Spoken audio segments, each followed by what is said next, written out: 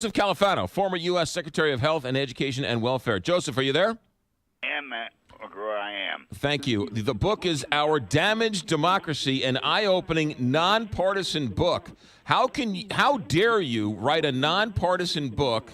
Nobody will look at this as a nonpartisan look. Everybody only looks through everything through a partisan lens these days. Well, that's part of the problem, and a big part of the problem. I've written because I think there are things fundamentally wrong with the three branches of government and some aspects of our society that are not attributable to any one president or any one court or any one Congress. For example, the presidency is now has a colossal concentration of power. Staff, for example, that was 50 when I was on the Johnson staff in 1960s, and the Kennedy and Eisenhower staffs had about 50 people. The staff now is about 2,000 people, 450 in the national security area, which smothers the State Department, and I'm sure is one of the reasons why Tillerson is gone.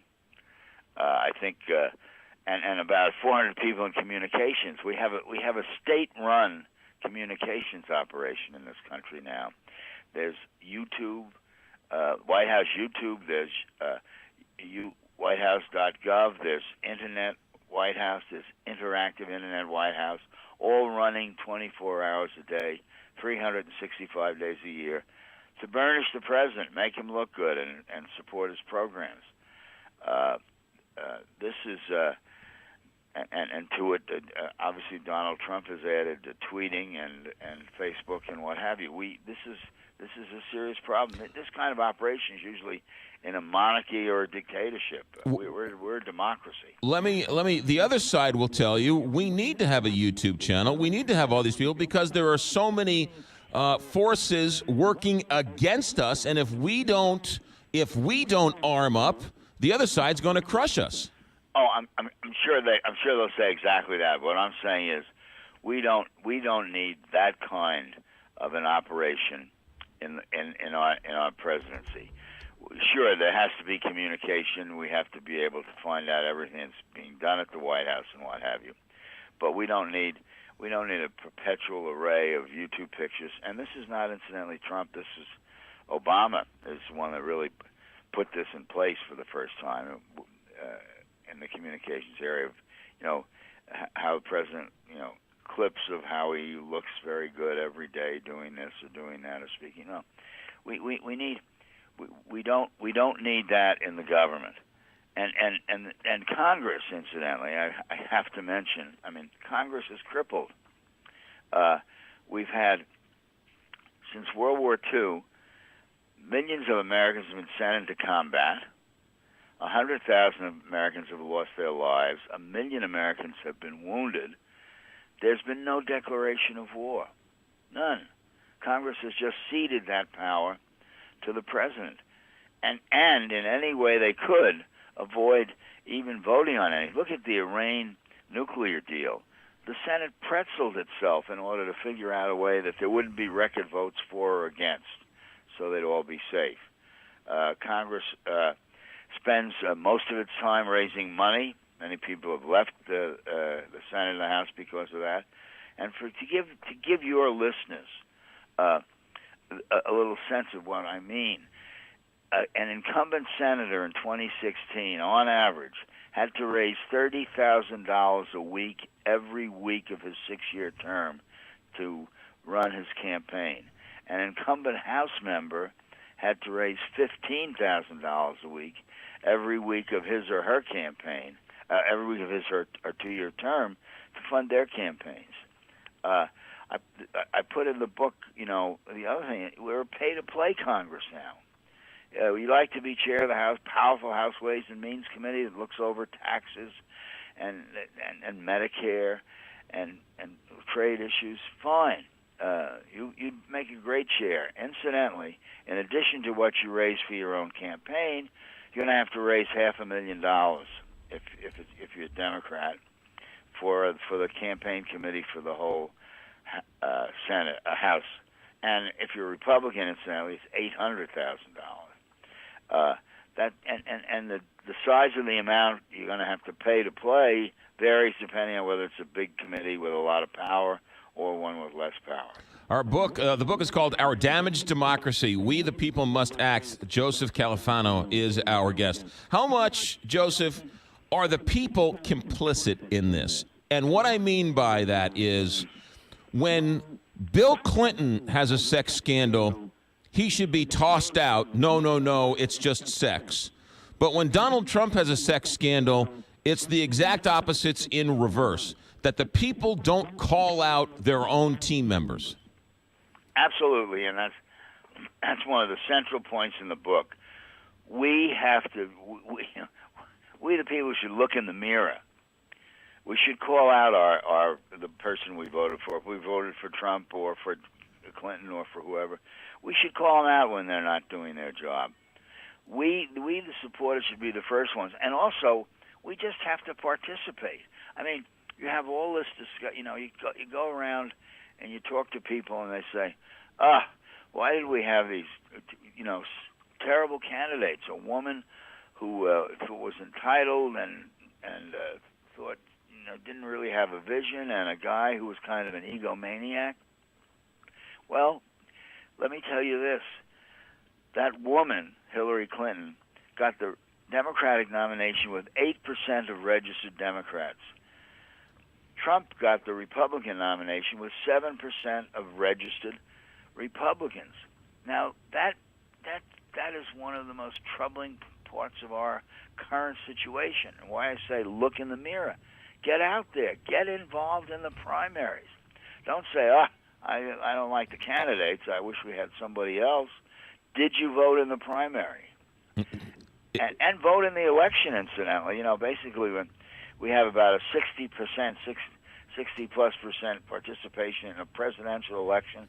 It's one of the lowest in the democratic countries. Yeah, it's actually an interesting point you bring up because you mentioned registered voters. How many of voting age people aren't even registered to vote? So that number is even worse when you look at adults who can vote who just choose not even to get registered.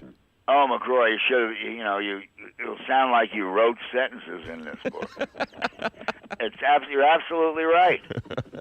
Just absolutely right. Our Damaged Democracy, Joseph Califano, our guest. Are there any suggestions? What can we do? I'm one guy, right? I'm raising a family. I'm going to school. I'm trying to make ends meet. How should I really figure out how Congress take back power from the executive branch? Well, I think one you absolutely should get involved in the primaries and get involved early on in the selection process.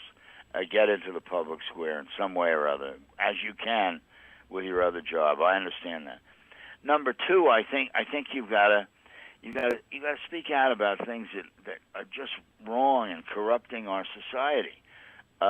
For example, when the Supreme Court issues a series of decisions that says money is speech, you should say that's nonsense. We now have enough experience to know that. A billionaire shouldn't be able to pump out a lot of money to one person and say, you stay with me on this issue of pro-life or pro-choice or pro-gun control or anti-gun control or pro-legalizing marijuana or against legalizing marijuana. Just take my position on that issue. I'll give you millions of dollars to run. We should point out those people as well. With your kids, make sure your kids are getting educated, and because it's scary. The Department of Education says 40% of our high school seniors in the United States of America do not grasp basic math and basic English. Now, they are a setup, just a setup for the madmen of TV advertising and the great tweeters and bumper sticker creators to be used to get votes, to vote without thinking about or understanding what they are voting for. Getting your kids educated is very, very important, and so you should do that. Mm-hmm. And get involved in your local community. People forget. You can send an email. That's the easiest thing in the world. You email your congressman, email your senator. I don't like what you're doing, and point out with don't hesitate even to ridicule some of the preposterous things. Let me give you, to me, the most preposterous example. We have a House Intelligence Committee to look over our intelligence affairs. The chairman and the ranking member don't talk to each other. So the chairman sends a memo to the president, who sends it to the FBI, who cleans it up and sends it back to the president. The president releases it. Then the ranking member sends a memo to the president, does the same thing, over to the FBI, then back and releases it. Nunes, the chairman, and Schiff, the ranking member, they don't talk to each other. They're building a wall between their staffs so they can cut off communications there. Now think about it if you're Putin. I mean, you look at that. This is the Intelligence Committee of the United States House of Representatives, and they don't even talk to each other. My God, you say, these guys, I can easily get these guys. I mean, I can play around with these guys. I can hack around with these guys. They don't care. Yeah. Joseph Califano, a couple more minutes with you. Have you seen, since Citizen United, since that Supreme Court decision, has it gotten worse, and was that just gasoline on the fire to all of the problems? Well, it's gotten worse. It was real gasoline on the fire because it opened up corporate treasuries and union treasuries to be able to put out as much money as possible. There's no question about that. But I think we have to recognize that as long as that kind of decision sits there, we are going to have tremendous amounts of money. 16 people in the presidential campaign in 2016 contributed $500 million to super PACs. Just 16 people. I mean, what that does, it dilutes your vote and my vote. Just, when the court years ago said one person, one vote, because you can't have a rural district of a few hundred people and an urban area of a few thousand people and say that they're equal if they each get one representative. The rural vote is worth about 50 urban votes. Well, the votes of billionaires with their money are absolutely diluting and gutting the average American voter. Mm-hmm. And one other thing I noticed in Justice Kennedy's decision, it was a 4-4. Kennedy had to be the guy that decided.